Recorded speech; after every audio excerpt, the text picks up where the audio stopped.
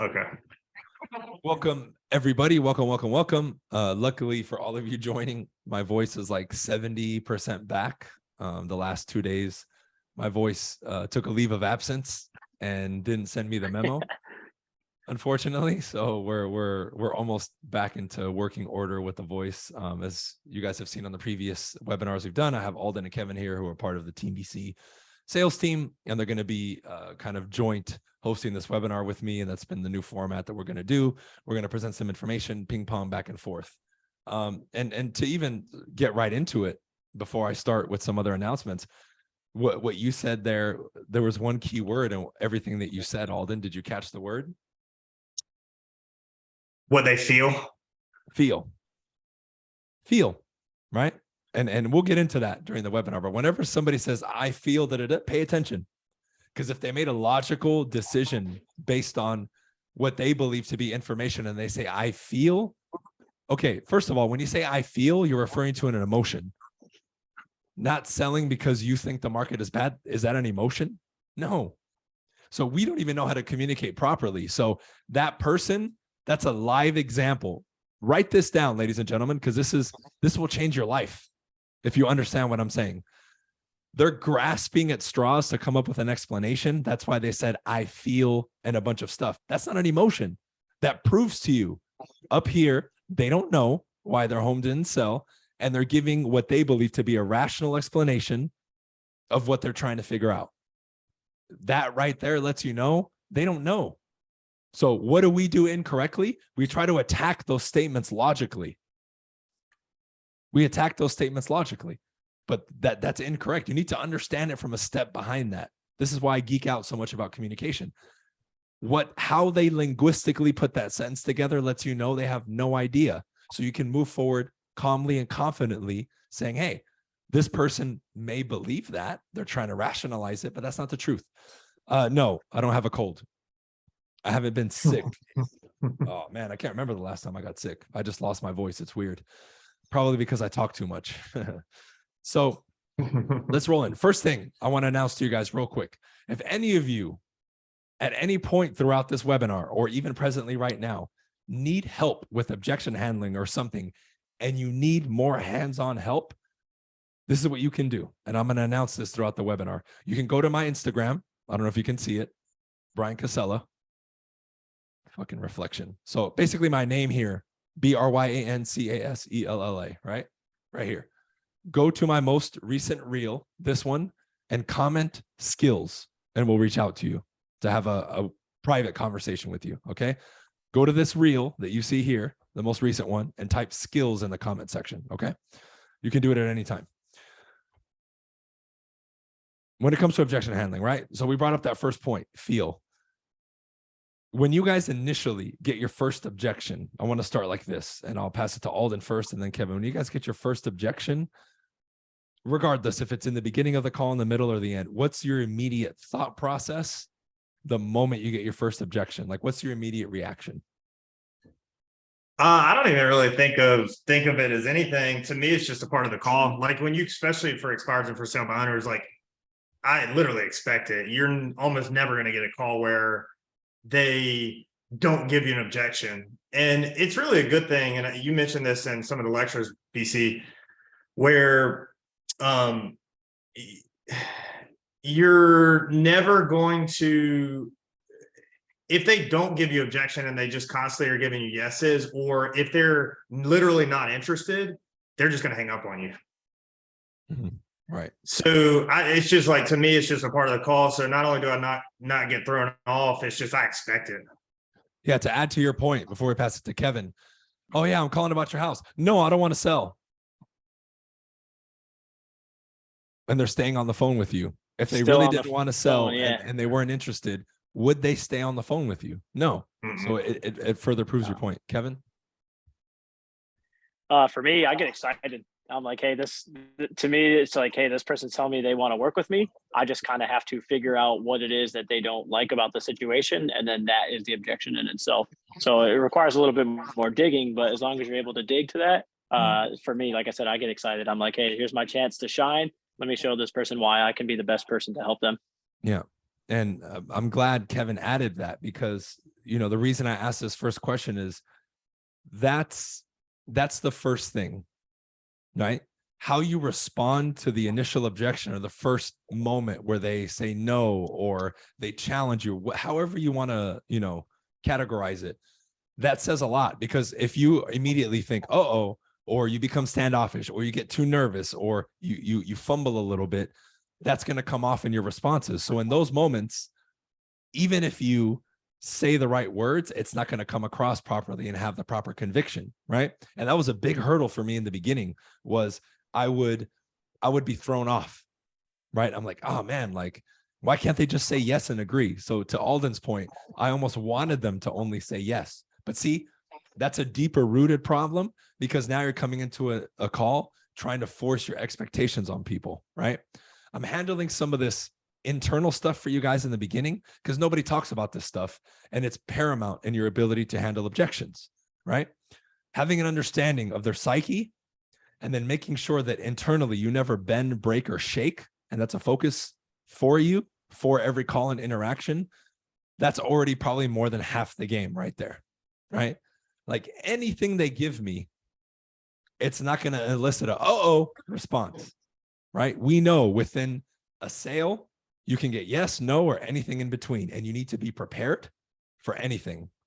So even if you get thrown an objection you've never heard before, like I remember one time I heard an objection where somebody really genuinely thought their house was haunted.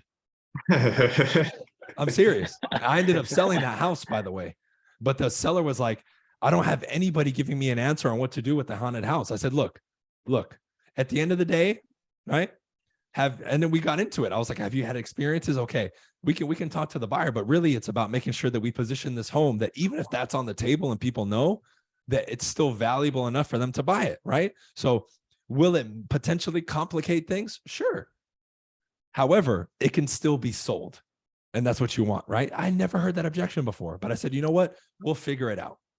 And I gave him, it wasn't an amazing response, but I basically didn't feed into his craziness. And I ended up getting an appointment. This is years ago. This deal was like probably 6-7 years ago. And we sold that house for full ask. And the guy was just like, I can't believe you sold it. This house is like, I never experienced anything, right? I never experienced anything when I was in that home, but he wholeheartedly believed it, but people wouldn't acknowledge it. I said, I acknowledge it. We're good, right? So you're going to be thrown a bunch of things. What the whole point of that last piece is, even if they throw you something you never heard of before, you don't have a script for, make sure your reaction isn't crazy. Okay. So let's bring up some current stuff. Have you guys, and we'll start with Alden again. Have you guys been hearing stuff about like the interest rates or the softening of the market? And if you have, what are maybe some things that you're saying or how you're approaching the conversation initially to make sure you can at least continue the conversation? Yeah, so the interest rate and the fact that these people's houses didn't sell is probably one of the more common ones I'm hearing with the expireds. Mm-hmm. And it's just, we put and these are people who probably, some of them were on the market actually during the heat of the market before interest rates rose. And they're, we only caught the tail end of the hot market. And now we've been on there and it didn't sell. So the market slowed down. It's like, you were on there for 2 months when the interest rate were 3%. So what I usually do to continue the conversation is I'll usually ask about where they got the information. Oh, okay. You heard that the market was slowing down. Did you hear that? Did you hear that somewhere specifically? Did your agent tell that to you? Where did you get that information? And then they'll usually say what they say. And I'll say, oh, that's interesting because, I actually sold 4 houses. And during that same time period that your house was on the market and, 3 of them sold for above asking price. Now that you hear that information, now that you've heard that information, what are your thoughts now? So 2 things real quick. What if somebody is in your position, but they haven't sold houses? What would you say in that case? If they hadn't sold houses, I would say if they're like, yeah, our house has been on the market, I would probably say, I understand. Where did you hear that information? Oh, our agent just told us that, the house wasn't, the market slowed down is why we didn't say. I was like, okay, great. Well, if you knew, I'm trying to think where I would go with it if I didn't, because that's usually my go-to answer. I would probably say, well, what if you knew that, houses were still selling? Because you don't have to use your own stats. What if you knew that, the market still was moving and that people were selling houses for top dollar, even though yours didn't sell? Would that change, or how would you feel about that? Yeah. And they'll say, well, that might not be true, or that's not in our experience. Well, and then I would probably just say, well, if I could sit down with you and show you, and I might test them out to see where they're at, see if they're interested, and then again, kind of calibrate it based on their response in the moment, if that makes sense. Yeah. Kevin, you want to add? I would say I'm actually seeing a good comment here from Christian, but this is pretty on par with what I would say is, would you agree that even though you think that houses aren't selling, that some have, right? So that's to me, that's a good way to position that. As saying, like, I know that you're saying that yours hasn't sold, but we know for a fact that houses have sold, so we know that they are selling, right? So wouldn't it be safe to say that maybe there's something in the marketing or in the tactics or whatever you're doing to get the home sold? And then at that point, I would pivot to let's set an appointment, set the appointment. Let's set a time to get together. Let me show you what myself and my team can do and how we can actually get it sold for you. Love it. One point that I want to add to this, and this is a wrinkle you guys can add to your game, is you want to unlock the ability, just in general, but specifically with objections, to say, okay, if I had if I was to create like a gradient scale, meaning like I could turn a dial and either turn up the intensity or lower it in regards to the bluntness or the directness of my response, you guys want to cultivate the ability to either work your way up to a response in 3 steps or give them to them straight. So if you guys look in the chat, Christian made a great question. Would you agree that houses have sold in our market in the last 30 days, right? That's a very just direct question. Yes. How could we maybe look at that and maybe baby step our way there in case we have somebody who's maybe a little bit more passive, right? Or maybe feels like you're being standoffish if you ask them direct questions. Because you guys will agree that a lot of people that you deal with have wide-ranging personality types. Some people, if you ask them a direct question, they back off or they get offended, even if you didn't deliver it that way, right? So that's a wrinkle in your game that you need to add. So as an example, you could even ask them a general question. I would say, look, it's unfortunate that your home didn't sell, Mr. Seller. Did you notice any homes in your neighborhood or in your area that did sell during the time that you were on the market? Right. And then maybe that will get them to think, well, I was driving around, and they might say yes or no, it doesn't matter. But that's a less invasive question that I can ask to keep the conversation going, to then lead me to Christian's question or another one that they said, that Alden or Kevin said.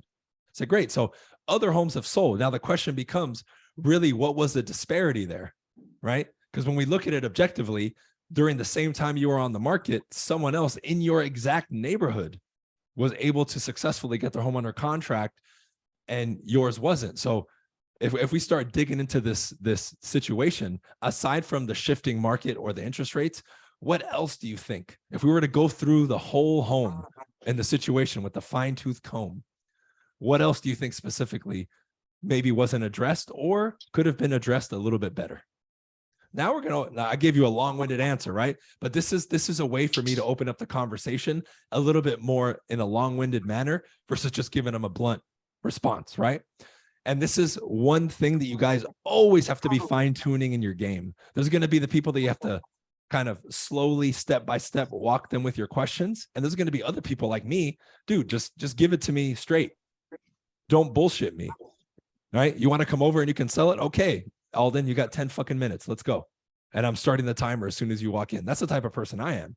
But there's people out there that are not that decisive and don't want that. So one thing I want you guys to take from here is work on that. If you guys have a question you ask people or an objection handler, ask yourself, how can I make this more direct? How can I make it less direct? And that would be a way for you to work on your communication skills and fine tune your objection handling so you can use the same, in quotes, objection and objection handler with different personality types. That's what makes you a lot more versatile, right? Can you give it to the hard-nosed New Yorker? And can you give it to the sweet lady next door who's in the South, who, if you just say hi, will talk to you for 30 minutes, right? Can you sell to both effectively, right? That becomes the question. Cool. Do you guys have anything to add to that, or are we going to move on? Usually when I soften my questions or approaches based on the person that I'm talking to on the phone, I usually just use softening words. Maybe, possibly. Do you think it's possible that maybe some houses have sold in the last 30 days, even though yours didn't? That's like my approach. And I will ask different questions as well. But a lot of times when I am going to ask a question based on that person, it's either softeners or direct based on that person. Yeah. Kevin, you want to add anything or no? I would say to Alden's point, definitely 100%. The other secret to it is also in your inflection in your voice. So I know this is still on the objection side, but making sure that the way that you're asking isn't like, hey, do you need to sell your house versus like, oh, have you thought about making a move in the last 30 days? You know, that type of stuff. And that goes along the lines of softening as well. Yeah, and that's so key, because if your emotional state is off, you won't deliver it properly. And I think a lot of people forget, because everybody's so caught up with the words or the script, or like Ali asked a great question. What info do you take to the listing presentation, right? And we can kind of go back and forth right now on that, but I'll ask this question and then we'll open it up. Have you guys ever closed somebody at a listing based on the information that you presented to them? Because I haven't. Nah, me neither. Right. So what we mean by that, Ali, is it's your presentation and your delivery, not what's on the paper, right? There's visual cues, sure. But as an example, I do a standard listing presentation. When I show them the solds, those are 3 homes that sold, right? So I can say, if we had that conversation about the market, say, these homes sold. They went on the market, one of them before your home was up for sale, and 2 of these were after your home expired, meaning all of these homes sold before, during, and after your home was on the market. Is there any other clear indicator that the result can be had? And that's where I would leave it. And then you can go through it in your listing presentation. Now, if you guys don't have a listing presentation and you need the scripts, again, that's one other reason to go to my Instagram. Go to that most recent reel and type skills, because if we can get you on the email list, we'll get you a free training. If you need the scripts, we can send it to you and we can help you out on a more private basis, right? But it's really about the delivery, right? So as an example, Alden, what do you take to a listing appointment or an appointment with like a buyer or a seller that you find is helpful? Usually I'll just take, I really just take a folder, some comps, and sometimes I'll bring my laptop. No, I mean specifically, is there one document or one thing that you have used that is helpful aside from the classic stuff? I'm talking specifically, has there been like a, I don't know, like a special sheet or a visual that you're like, wow, people really respond to this? That's what I meant. Nothing really in particular. It's just mostly the conversation and the words that we talk about. Okay, so and then I'll pass it to Kevin here in a second if he has a recommendation. I kind of had a feeling Alden would say that, because I feel, and again, this would be personal intuition for me.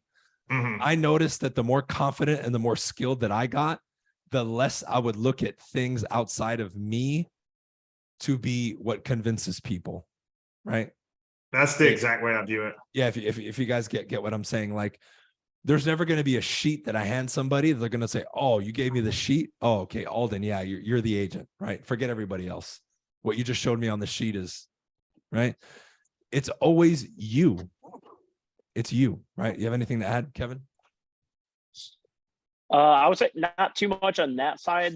The only thing, this is like a little tip, in my actual folder, when I go to present, we go to the actual table, I like to have a little sold sticker or something inside the folder, and it'll accidentally fall out. So that way I'm communicating that I can sell this house. Yeah. So I use that as like a little test, you know, like it falls out. I'm like, oh, here, let me put that away. And then we go into the presentation. So that's just like a little, I guess you would say free game, if you want to call it. I love it, man. Like a couple of things I did. I'm glad you brought that up. I would bring the big red one that you would stick on the sign, and I would hand it to them right when they open the door. I'm like, are you guys ready to be sold and move to North Carolina? And they would love it. Another one I would do is when I would knock and they would open the door, I would say, like, let's say it was Alden, I'd say, hey, Alden, you know what? While I was waiting out here, I was looking at the front lawn. Which side do you think is better for the for sale sign, the right or the left? I'm already preemptively closing him. If he's like, oh no, the right side, because more people are going to come and see it. That's somebody who's already primed to be closed. Now, if he gets standoffish there, then, you know, okay, I don't have this guy yet, right? It's the same thing like when I would sit down, right? And everybody, if you do this digitally, that's fine. You can still use this tactic. But when I had everything, I would bring my notes and my listing agreement and all my paperwork stacked properly. Meaning at the top was my pre-qualification sheet that I would review at the beginning of the presentation, right? Boom. Right beneath that would be the comps, because that would be the next thing that I would show in the presentation later on. Beneath that, the net sheet. And then beneath that, the listing agreement. So it's smooth. I already have everything stacked up properly. And when I'm presenting it and I move the sheet, it goes seamlessly into the next one. I'm not fumbling papers trying to find it. Everything is already stacked from top to bottom, exactly how I'm going to present it and how they're going to sign. Additionally, whether you do digital or in paper, wherever they sign, highlight it. Let them know. So I still do the paper. I was still doing the paper. I would say everywhere that I've highlighted requires a signature, right? So you've already subcommunicated everything and you have everything ready, right? Is there any other little tricks you have? I don't know if you have any, Alden. No, one of the biggest things that I'll say as I've gotten better at listing presentations and sales in general is that one of the things I was always afraid to do when I was newer was assuming everything. Like where you mentioned about which side looks better on the first sale sign, you know, John, the left or the right. Right. I would be afraid to do things like that, or, you know, when we get started, just in your language is assumptive. And as I've gotten better, I've noticed that it's almost because you're afraid to, you're almost afraid to get the deal because you're not sure if you can help them to the best of their abilities or not. And as I've gotten better, my language has changed into almost assuming everything. And it really, it's kind of weird because things just go much smoother. And then when you do go to ask, you almost get less objections. You do get less resistance when you're going to ask for the close. And everything just seems to be a lot smoother. Because that's the language and behavior of somebody who is confident and who's the expert. Because that's the bridge that you guys have to gap, right? I think I said that backwards, right? That's the gap that you need to bridge. Yeah. This is what you guys need to do, right? Look at somebody who you consider skilled. And let's say it's you, like a year from now or 6 months from now, okay, I'm way better skilled. What's missing? How would you walk into an appointment? How would you knock on the door? Those are the things you need to do. By just doing that, the amount of objections you get at the end lessens tremendously. In the beginning, almost every listing appointment, I would at least get some objections. After 6 months or a year, that went down at least like 50, 60, 70%. But everything about me was proper. It wasn't the words that I was using. It was a development of my skills, following the right systems, and having drilled the presentation over and over. So as we get into now, I'm going to probably do some role play with these guys a little bit and throw some stuff at them. If all of you on this webinar are serious about making your objection handling powerful, you need to be role playing just objection handling at least an hour a day for the next 90 days, 5 days a week. If you're willing to commit to that, 90 days from now, you will be much better. Even without any additional help, you'll still make a jump. I was doing it 2 hours a day when I started, 6 or 7 days a week, right? Cool. So somebody asked about role play partners, right? We'll get to that in a minute because that's a great question. Again, if you guys need additional help, go to my Instagram, go to the most recent reel of me in the Miami suit and type skills in the comment section and we'll reach out to you and we'll help you. Okay. So getting into the objections, what would you guys say is the most common objections besides these? Price, commission. Probably, what are you going to do differently? I get that a lot. At the appointment, you get that? Oh, you're talking about the appointment. At the appointment. We'll do two separate ones. We'll do at the appointment first, and then we'll do on the phone. Probably the common objection. Oh, wait, you said on the phone first, the appointment first? At the appointment first.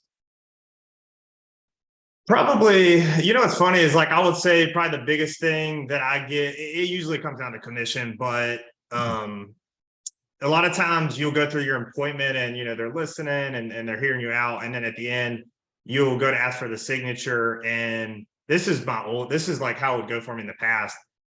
We want to think about it. Okay, great. Why do you want to think about it? That's probably the most common one too. Cool. Why do you want to think? So price, commission, think about it. You have any to add, Kevin, or no?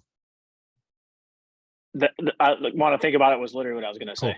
Okay. So Let's say, because you brought it up at the end, think about it. How do you, because, think about it. We don't really get help in regards to objection handling in the book. It normally just says, hey, ask them what they're thinking about and then pull out the real objection. Is there anything specific that you do when you hear, I want to think about it, in order to entice them to give you the real objection besides like the deduction approach? Because we've heard that a million times. Yeah, I just thought I'd ask them, what is it specifically that you need to think about, Sarah? Right. And And then what I would say responses go do you get to that, Alden? Well, sometimes I'll get, if it's a couple, well, we really like to talk things out. So they'll continuously push you off. They'll just keep pushing you off. Well, what is it specifically you need to think about, Sarah? Well, when we make decisions, we like to talk about them. Okay, yeah, I totally understand you like to talk about things. Obviously, this is a big decision, isn't it? They'll say yes. I'll say, okay, great. So, the deduction approach from that point. Cool. Okay, I know that. Yeah, go ahead. Sorry. No, were you going to add anything else or no? Oh, no, I was just going to say, then I'll usually deduce it. I know, usually when people need to think about it, it boils down to three things. Do you know what those three things are? And they'll say, oh, I have no clue. Number one is the price. Are we in agreement that, 175,000 or 500,000 is the right price? Yeah. A lot of times they might, we feel like that price is too low. Okay, great. Now I'm going to isolate it. Oh, okay. So you feel like that price is too low. Yeah. So other than the price being 500,000, we're in agreements on everything out. And if we get to this, you're ready to get started. Is that right? And they'll say, whatever they say. So again, the deduction approach, I feel like that's the best approach really when you hear we want to think about it too. Yeah, because you're looking to pull out the real objection. So what I'm getting at is a few things. You want to draw out the real objection, but number two, you're not saying any word wizardry to get people to sign. It's not like you have a special objection handler. You're using the regular objection handlers. You're just seamlessly walking them through the process from I want to think about it to drawing out the real objection to then isolating, which is key. If you don't know what isolating is, this is isolation. So Alden, you brought up the price. Is that the only thing? And after we handle the price, you're ready to start today and put me to work? Yeah, other than the price. If he says yes, then that. If he says yes, we've isolated. If he says no, he's like, no, it's the price and the commission. Okay, after price and commission, we handle that. You're good to go, right? That's isolating. You guys, as basic as that is, I never hear people do it. Whenever you get an objection, isolate it immediately to be certain that that's the only objection. Otherwise, you're going to be on the hamster wheel of handling objections over and over. I want to think about it. The commission, your company. I don't like your suit. I don't like your car. You're going to get a bunch, right? Yeah. And a big thing too, when you get that, because sometimes you'll get people who will be like, oh yeah, they'll kind of really be hesitant when they say it. And they're hesitant. You can hear it in their voice, the hesitation, what they say.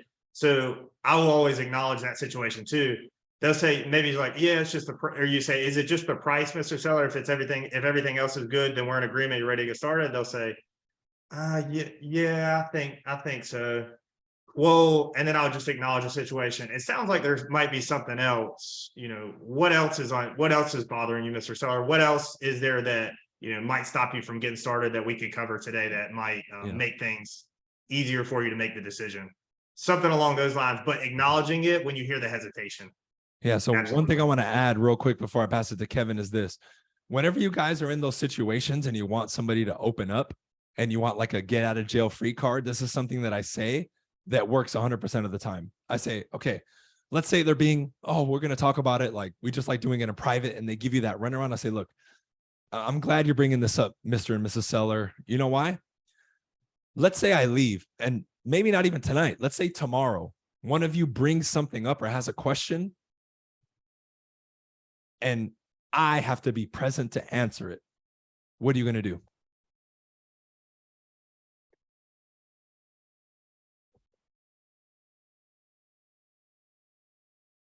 Now, someone's going to say, well, what if they say, we'll just call you? I can always go back and say, when we met, we agreed, because this is what I do, right? Before you guys even walk in and they open the door, the way you preface this is you say this, Mr. and Mrs. Seller or Mr. Seller or Mrs. Seller, whoever it is, Mr. Alien, right? Mr. Ghost, if it's a haunted house. right?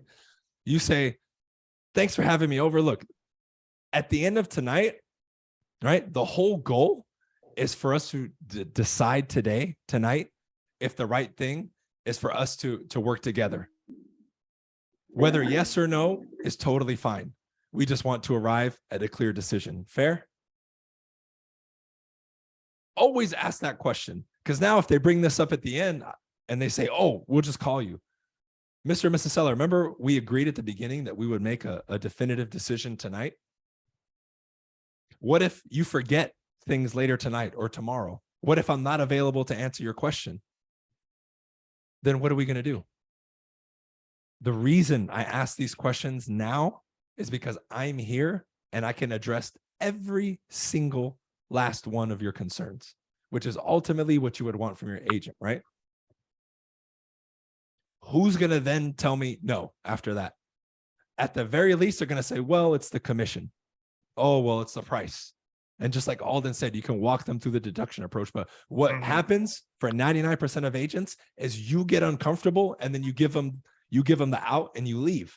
Yeah. This isn't about making them uncomfortable, because when I do this, they don't get uncomfortable. What makes it uncomfortable is you being uncomfortable and then communicating from discomfort. That's what makes it uncomfortable, because now you're clearly nervous and you're not calm. I'm not pressuring them. I'm just asking questions. If you deliver it right and you have a good flow, right? But you guys have to be okay with this slight tension. This is what takes you over the top as an objection handler, is when you want to bail, you stay a little bit more and you learn to be comfortable in those little in-between moments where it's not comfortable, where maybe you don't have an answer, or maybe they're not giving you a clear answer. You ask them again. Those moments of a little bit of a slight discomfort is what separates the masters from everybody else. Would you guys agree? Oh, absolutely. 100%. 100%, yeah. And the only way you get better at that is just sitting in those moments and then asking the question that you know you're supposed to ask in that moment. Yeah. And you guys can role play it too. Yeah. You know, Yep. have somebody give you the wall 2 or 3 or 4 times. Yeah, it's a role play, so it's not the same, but at least you're kind of simulating it. So in the moment, if you're nervous the first, second, or third time, you already know what to say because it's automatic. Because that's what helped me in the beginning, was I would be nervous, but I had role played so much, it would just come out. Like I already knew what to say. It was so ingrained in me that even if I was nervous and my conscious mind was shut off, all that stuff was so deep in my subconscious mind, it just came out. And even I was like, oh, wait, yeah, that was the right script. I wasn't thinking about it because I was nervous, right? Cool. So I want to think about it, right? That's a big one. Number One of 2. the other, Oh, go Yeah, ahead. Go ahead. oh no, one of the other biggest things that I've gotten really from handling that I want to think about it too is just by using their motivation, whatever they want to do, and asking them to, usually after the deduction approach or after I've gotten it a couple of times. I get it, Mr. Seller, you guys want to wait. You told me that you wanted to, sell this property so that you could be in, Tennessee. Did you not? And they'll say yes. And then I'll say, well, how is delaying this decision? Because you said you wanted to be there in 45 days, correct? Yeah. How is delaying this decision right now going to help you get to, again, and the biggest thing that I would say in sales that not only lessens the amount of objections you get, lessens the resistance that you get when you're closing, and makes the overall process much smoother, is just constantly hammering their hot button motivation. How is that going to help you get to Tennessee, which is what you said you wanted, so that you could, be in Tennessee with your grandkids and stop, wasting, the rest of the time you already said you missed out on with your grandkids. Right. Going Just always like back I to said the there. motivation. I love Always it. back to the motivation. Cool. How about price? I know logistically we don't have a CMA here, but and before I pass it to you guys, what I realize when you guys are discussing price with people, it comes down to your expertise and confidence against theirs. And if they feel like you even have an ounce of weakness, they're going to stay by their price. Would you guys agree with that? Oh, absolutely. 1,000%. When it comes- At that point, it wouldn't even matter what what stats you gave them, because they feel that uncertainty in you, and people mirror what when we're around people, we mirror others. So if you're going to be uncertain, then it's going to be very hard for your seller to want to sign because they're going to feel uncertain. Yeah. So this is one thing you guys got to do. Couple of easy tricks. When you guys are, you already know this because in the presentation, you ask them, what price do you feel would be the right price? That's great because from a psychological standpoint, that's very effective because you're making them say it, right? Now, where people mess up is if you haven't asked for the seller to engage with you at all through the whole presentation, and then you ask them that, it's not going to go well. So what I do is when I'm going through the CMA with them, I won't make them say everything, but I'll for sure make them say the price of all the homes that I'm showing them, the solds, because that's the key. I want them to say the prices, right? When you guys have your CMA, whether it's on your phone or your written paper, the one that's going to be the one that you use as the, like, okay, this is the one we're going to use as the most good comparable. Have that one highlighted, have arrows on it, star it, right? And with your pen or your finger, point, right? That way you anchor everything as that point of emphasis, meaning this is the one, right? Because that's speaking to their subconscious mind. And that's what I want. I want to, like, I'm talking almost to the point of ridiculousness. Get the little sticky notes, like, and say, Mr. Seller, obviously you can tell I didn't want you to miss this one, right? So I even make a joke out of it. But I say, look, this is so important because we have to base our strategy on facts. Would you agree? And they're going to have to say yes. So again, if you're getting people questioning it, I say, look, Mr. Seller, this isn't my opinion. This isn't your opinion. This isn't what we think. This is the market. And the market has a set figure, correct? Right? Because when people challenge you, they think that you're giving a price. And this is the last piece. Be very certain when you guys are talking about price that you're not saying, I think, you know, like any of those words that would show that you're uncertain. Everything has to be matter of fact. There's no like, well, I think, no, none of that. Because even if they ask, what do you think? I would say, well, there's what I think, Mr. Seller, and there's a reality. And I specifically, to make sure we get sold and get you to Tennessee, I want to make sure that we focus on reality. Cool? That's how even if they tell me, what do you think? I don't answer that. I go right back to reality, the facts, the numbers. Because now later, if someone, let's say, and I can start passing this to you guys too. Let's say they say, well, another agent, said they could get me more. Right? Like if I said that to you, Alden, what would you say? Because I already know a million things that I would say. I would say, did he tell you that, or did he show you? I would usually ask, did he show you exactly how he came up with that price? Let's say they say, well, yeah, he just had different comparables than you. Okay. And you've looked at the comparables that I showed you, right? And it all made sense. And you can agree that where I came up with, where we came up with, $500,000, that is the right price, correct?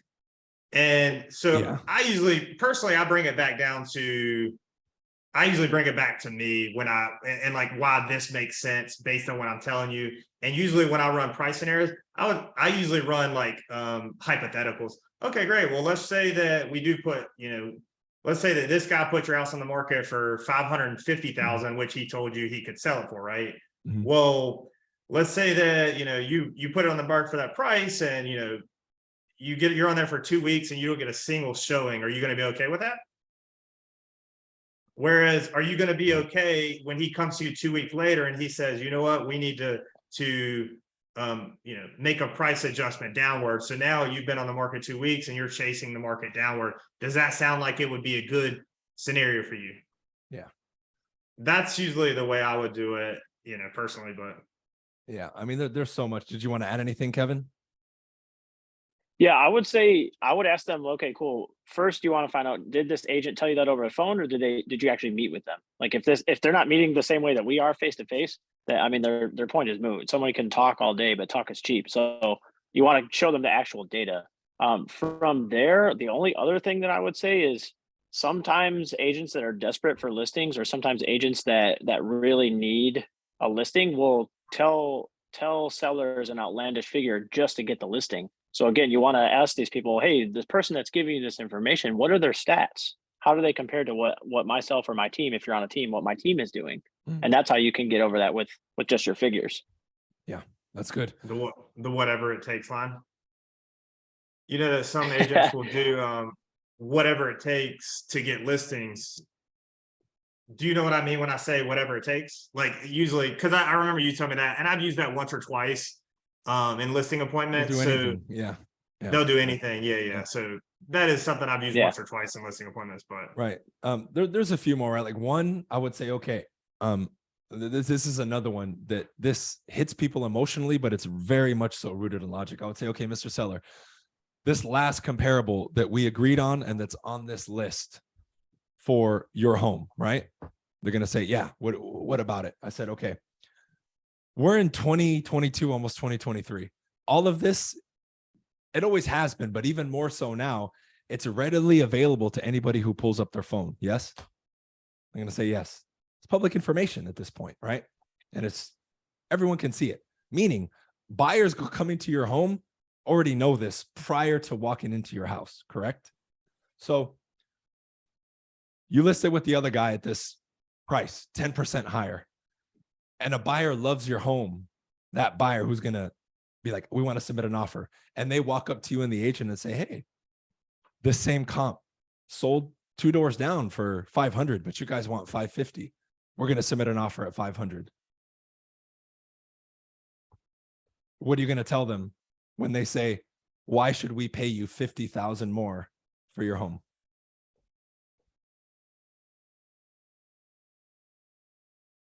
I'm sure they're going to say something like, well, my house is special. Of course. And then after whatever they say, I say, okay, let's flip it. You're the buyer. Are you going to pay 50,000 above what a neighbor 2 doors down sold for? Okay, let's say you do. Appraiser comes next week, 500,000.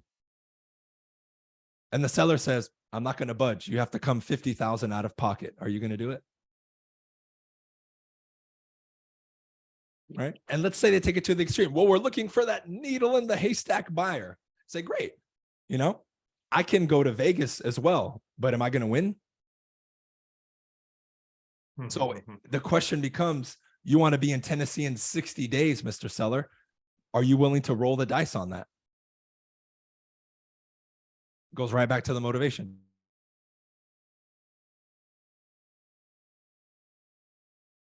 Is the 1 in a million chance of getting maybe an extra 5 or 10% magically? Let's say it's possible. Is that worth it to potentially not go to Tennessee or be there 2 years from now, 3 years from now, and basically throwing that out the window? Right now, I rang this one out. I've never had anybody challenge me on that point. Just so you guys know, I just drug it out in case somebody tells me, because now they have to come to a decision. Right. Because it's true. You're going to Vegas, right? It's probably not going to happen. And that's why I brought up the appraiser. Okay. They pay you. Appraiser comes back. Well, I want them to be cash. It's like, okay, bro, now we're making a fucking Disney movie. You want somebody to pay you 10 or 20% above market value and you want a cash buyer? Like, come on, bro. Remember we talked about earlier, Fantasyland? We're in Fantasyland now. Because, and you can tell them, be straight with me, Mr. Seller. If you had $550,000 in cash, would you just throw it around and spend extra money if you don't have to? Or are you going to be diligent about every purchase that you make? Right? You can always, what they fail to consider that you guys always have to reiterate on is the other perspective. Put them in the shoes of the other person with good questions. That's what it is. I have no problem dragging that objection handler out if I have to. And have I had to do it? No, not at a listing appointment. I'll have many versions of this conversation with speculators at the door. Oh, I would sell my house for 10% above market value to a cash buyer, but that's not an appointment. At an appointment, you're not going to get that extreme level unless you didn't qualify them. I just drug it out so you guys can hear it, right? Because that's what it is. And say, look, as an agent, right? Let's go back to the beginning and I'll do this objection handler again. You agree with me. Those are the comps, right? So how could I, as an agent, come up with other numbers to give you a higher number? Why would I do that? Well, you brought up other comps. It's like, well, but this is the comp. This home that we circled right here is nearly, aside from a few differences, nearly identical to your home. Because remember what we brought up earlier, the appraiser? That's the number one comparable that an appraiser is going to look at right there. that's going to base the valuation of your home. So there's no getting around that. That's fact. Right? So you have to ask yourself, why would somebody say that to you? I'm presenting reality of the market. You agreed. Why would anybody present you anything otherwise? That's a more eloquent way to say what Tyler said. Weak agents give fake numbers. Strong agents give the price that it'll actually get sold at. Right? That's a great one if you're talking to me, what Tyler said.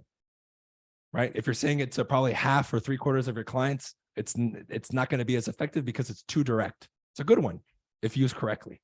You guys want to have that wrinkle in your game where, if you have to be more logical, draw things out a little bit, explain it a little bit better, ask them tough questions. That's the key. You guys have anything more to add to that? No, I mean, you pretty much covered pretty much crushed it. Yeah, because does it occur when comps are not relative to the subject property? Well, I get that question frequently, but when does that happen? Like, the only time I can remember that is maybe when I've sold like $2, $3, $4, $5 million homes. The vast majority of transactions you guys are going to do in regular subdivisions and regular residential resale are going to have a comparable. What I find agents do, and I'm not saying this is you, Alfonso, I'm just saying this in general. Most agents overcomplicate doing comps for a property. Like this is what an appraiser told me, right? You have three, I would write this down. You have three basic, general categories. One is like needs a lot of upgrades, right? This is barring like a tear down. That's its own thing. But generally speaking, for a regular home, you have needs upgrades, right? Needs repairs, not that great, needs TLC, right? And that's a sliding dial. You have decent condition, not upgraded, right? Fair. And then you have upgraded, magazine, remodeled. Those are the three categories you're looking at, right? So if you're going to look in a neighborhood, take a look. What's the difference between a home that needs a lot of work in this neighborhood, one that's in decent, fair condition, and one that's really upgraded? Find that gap. Then ask yourself, where does the subject property that I'm looking at fall in that category or in between one? That's fine. Aside from that, appraisers, this came out of a mouth of multiple appraisers to me. They said, we're looking for properties first within 10% of the square footage, right? So your initial search, if it's 3,000, look between 2,700 and 3,300. And I guarantee you'll find something, right? Those two things will eliminate 99% of the problems you have with doing comparables, right? Because if you want to nitpick it, it's a waste of your time. It really is, right? Cool. Anything else you guys want to add to that one? Nope. I mean, that's pretty straightforward. Let's wrap it up. Commission, Yeah, real quick, Kevin. Make sure you guys go to my Instagram, Bryan Casella, just like here. Go to this post, this reel, and type skills if you guys are looking for more help, and we'll reach out to you and we'll schedule something privately. Okay. Go ahead, Kevin. Oh, that was it. I was agreeing with Alden. I say you pretty much nailed it. Okay, cool. The last ugly monster from the closet we need to pull out, the commission. You guys just do standard commission objections, or is there some secret wizard sauce from Harry Potter that you can grant us to get 6 and 7% commissions? I wish I could say that, but yeah, mine's just standard. Same thing with you, Kevin? I would say the stuff that I got, it was all through learning through like our group, but the stuff that we have is very powerful and I know it to be effective. If you want, I can give an example. Yeah, sure. Yeah, perfect. So I would say if someone's drilling you about the commission, obviously, the price and what they walk away with is the most important. But in those situations, if they ask you to budge on it, I like the approach that I learned here, which is basically saying, hey, like as an agent, this is how I make my money. This is how I put bread on the table. This is how I eat. So if I'm not willing to work for my own money and my own livelihood with you, Mr. Seller or Mrs. Seller, and be strong and firm with you, what do you think is going to happen when agents start sending me offers and they want to start knocking me down? Am I going to defend your property and your equity, or do you think I'm going to give it away just same way I'm giving away my livelihood? Yeah, and that's a great point, bro. Because whenever you guys are working with a potential client, one of the reasons, if you didn't know, or maybe you know, but you don't emphasize it, is they're hiring you to be a negotiator for them, right? You're the front runner, meaning if an agent calls you or emails you, they don't see that. That's all private. You could be giving away their equity. You know how many agents I've called on a $500,000 house? Bro, send us an offer at 475. He'll take it. He just gave away 5% of your equity. You'll never know it, right? So I can give you an objection handler for that, which I'll give you at the end, but understand the psychology. So what he said would be, Mr. Seller, you're hiring me to protect your equity, right? Now, right now, you're asking me not to protect mine. If I give up my equity, will I give up yours? Well, no. So you expect me to give away my money, but then no, I'm going to protect yours. Now, even if I told you I would do that, if I actually gave away my money, do you believe I would actually fight hard for your equity? That's an interesting position to put a seller in, right? Because it has to dawn on them. Now, going back to what I previously said, right? I was like, Mr. Seller, one of the reasons, this is the objection handler, right? Mr. Seller, one of the reasons you hire us is for negotiations, correct? Now, there's one interesting fact about the negotiations. Are you aware of how they go down? No? Well, aside from me calling you or presenting to you offers or rebuttals, requests for repairs, that the communication I have with the other agent is between me and them, right? They're going to say, yeah. So the same agent or anybody who would give away their commission or who their value add is, I'll offer a discount. Meaning the only way I know how to make a deal is by offering a discount. What do you think those conversations are going to sound like when buyers and agents are calling them about your house? You think they're going to say, we won't take a penny less, or, hey, send me an offer at 475. I think the seller will take it. Which one do you think it's going to be? Right? Now, those situations, like we mentioned earlier, could potentially create a little bit of tension. I'm okay with that because that's purposely put in. And all I'm saying to you guys is not a magical script. It's facts. Because if you haven't heard that or dealt with it in your market, you soon will. Because I've had hundreds and hundreds and hundreds and hundreds and hundreds of conversations, probably thousands at this point with agents throughout my transactions and my agents' transactions. And it is unbelievable to me how many shitty agents are out there that will give up their seller's equity. And I'm sitting there like, wow, those are the same people that get $1 million listing. And then the front main picture is them taking the picture outside of their window in their car of the front of the house. And you're like, wow. And you can see the reflection in it. You're like, dude, how lazy can you be? Right? Cool. You guys have anything to add to that? No, that's what I use is the pretty much what's the number one skill you look for in an agent, or you think that you would need an agent that's going to not only make you the most money, but protect all of your equity. And that's like the intro that I use on Do It. And I just say, the same thing you just said. If I, were to give up my equity right now, how strong do you think I'm going to be protecting you and your equity, John? Yeah. Good. And then, about the agents giving away to make a discount, same thing. Do you really want to work? You really want to trust somebody to sell your biggest asset that you spent all these years working for, that, with an agent who only knows how to make a deal by offering a discount? Yeah. Because I can give you numerous examples of times where I've made my sellers an additional $10, $20, $30, $40,000 just off of one little negotiation technique or approach. Yeah. Love it. And I just kind of defend it that way with examples. Yeah. Basically, you guys are saying you defend it. You don't just bend or break or offer a discount. You're going to be steadfast with your commission, right? Mm-hmm. Love it. Kevin, anything? No, I'm right there with you.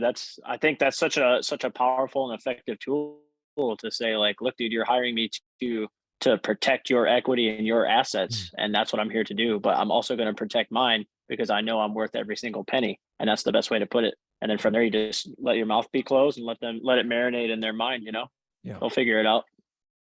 And I read an interesting thing in a book one time. I was talking about commission, and it said that you need to do, in order to make up the difference between, the amount of deals you need to do between 5 and 6%, a 1% increase in commission or a 1% decrease, you have to do an additional like 42% more deals just off of 1% to make the same amount of money. Wow. That's insane. Yeah, I thought that was crazy. That's smart. You just got to look at the averages though, you know? Cool. So again, go to my Instagram, guys, and check out this reel and comment skills. If you want some more support and help, we'll reach out to you. This reel on my Instagram, right? It's my name. That's my handle. Also, if you guys want to drop your link, if you guys want to set up a quick strategy session, a chat, and you need more help, because you'll be able to talk more in detail about some of these questions you have. So let's go through them. Where can we find good role play partners if not on a team? You need to join a community like Distinguished Agent, or if you can find something similar, which I've never found. You need to get around good people. Now, I couldn't find that in the beginning, Michelle. So what did I do? I created the community. That's what you need. I don't know if you guys have any other suggestions as I go to the next question. I mean, that's where I get all my role play partners. Alfonso, how many definitely. expired should I make calls to get an appointment or listing? That depends on your skill, your market, and the type of expired that you're calling, bro. I can tell you at my peak of skill, every 7 conversations I was having with new expireds, I could set an appointment at my peak when I was tracking it. That was only tracking first call to appointment. Now, if you track call to lead to follow up to appointment, that's a different metric, but I'm just giving you the one. If I just track live conversations to 1 call appointment at my peak, that was my average. Now, is anybody else going to do that? Probably not, because you have to be really fucking good to do that. And I had a lot of experience. I'm talking bona fide appointments too, not BS appointments. However, if you guys set that as a goal, make that a goal, not a commitment. Because if you're new, you're going to get your ass kicked and you're not going to set an appointment every 7 conversations, and then you're going to get down on yourself. So one of the reasons I sometimes don't like answering that question is because I give people a number. Oh, every 50 doors I knock on, I'm going to get a deal. Well, what if you don't? That doesn't mean you're doing something wrong.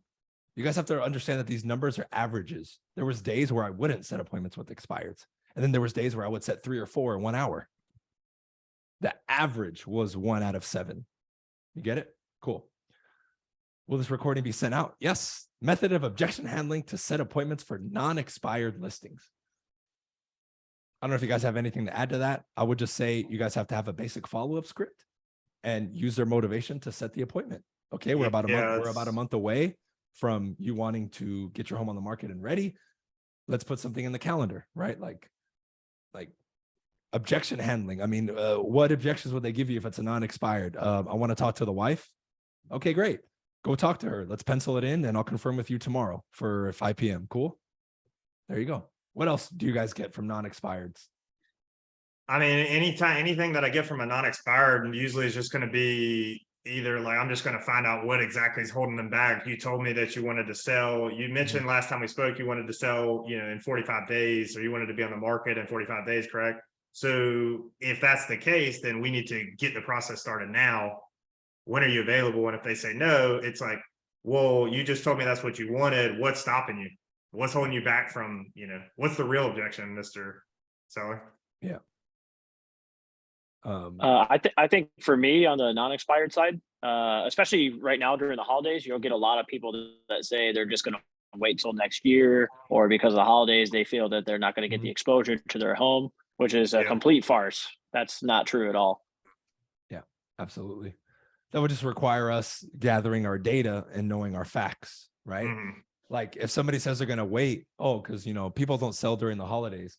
I would have already known before I got on the phone how many homes sold in my area or in my MLS in the last day. I could be like, well, Mr. Seller, in our county, 53 new listings came up for sale.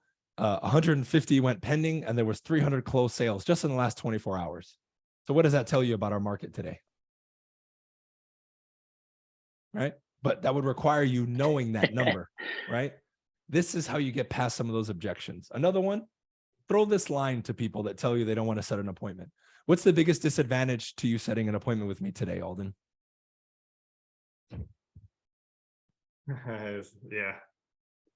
I have to make a decision, right? Like that's the disadvantage. You have to actually commit to something in your life, which I know you're not used to, Alden, right? Like, again, if we're just messing around, but throw that question. You don't want to set a meeting. I get it. Alden, what's the biggest disadvantage to you setting up a meeting to discuss the sale of your home? And you'll get blanks from people saying, great. Now, I wanted to ask that just to show you, all we're going to do is have a conversation and discuss this further. Are you available tomorrow at 5, or would 7 be better? Because then they have the realization like, oh, I have no objection. I was just saying no. You guys have to understand the average person today, we talk about this all the time, is extremely indecisive. I mean, it's just nuts. Yes, I want that. Yes, I need it, but I'm not going to buy it. Like, what? Everybody's like that. 99% of people. It's insane. So you're going to have to walk them through it. Okay. Let's see. Tyler, in regards to your question, go to the Instagram and set up a call with us, because that's a little different. That's going to require a little bit more talk and help. How many times do you have to close to get the signature? They say on average it's 3 to 5. If you guys have any questions, you can bring them out now. But we're only going to be on a few more minutes. 3 to 5, I think, is on average to close. But as you get better, you're not going to have to ask 3 or 5 times. I would say by the time I finished, I wasn't asking more than 2 or 3 times, and I was getting it signed. I don't know what your guys' experience is. It depends on the person. Usually, I mean, I never would Yeah. ask more than 5 times personally, but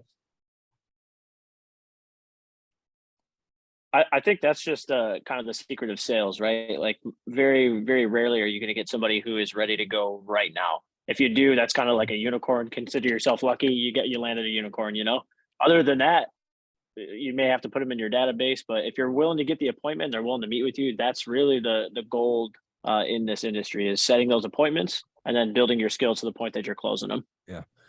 And that's the first segue as an agent. If you're not consistently setting 3, 4, 5, I would say even 5 appointments a week, not even that you're attending, but just setting. If you're not consistently setting an appointment a day, you're still at the first bracket of an agent, right? Like, because you don't have consistency yet. Because without an appointment, a qualified appointment, I'm going to make an asterisk, or a qualified appointment, you have nothing, right? If you have 100 leads that said they're going to sell, but you have no appointments, you have 0, you have nothing, right? So those of you, you can check out the link there to get on a strategy call. If you want more help, go to my Instagram right there, go on that reel and type skills. We'll reach out to you. We can have a private conversation. We'll send out this recording.